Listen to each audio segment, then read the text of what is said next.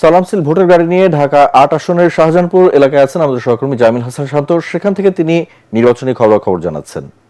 সালাম স্টিল ভোটের গাড়ি নিয়ে আমরা বর্তমানে অবস্থান করছি শাহজাহানপুরে। এটি ঢাকা ৮ আসনে অন্তর্ভুক্ত।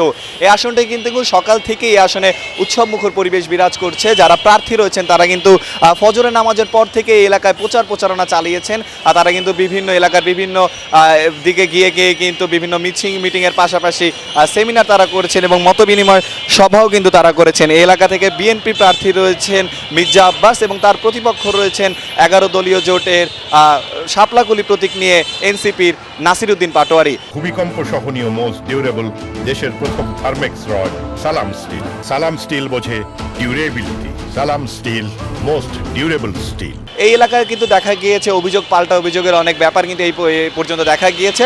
তবে এলাকার যারা সাধারণ এবং স্থানীয় মানুষরা রয়েছে তারা আমাদেরকে জানিয়েছেন শুধুমাত্র প্রচারণা নয়, এলাকার উন্নয়নে যে ভূমিকা রাখবেন এবং এই এলাকার সার্বিক যে সকল বিষয় রয়েছে, যেমন মাদকের একটি সমস্যা রয়েছে, সেই পাশাপাশি কিন্তু এলাকার সন্ত্রাস চাঁদাবাজি যে দূর করতে পারবেন তাকে কিন্তু এলাকার মানুষরা আগামী নির্বাচনে ভোট দিয়ে জয়যুক্ত করবেন।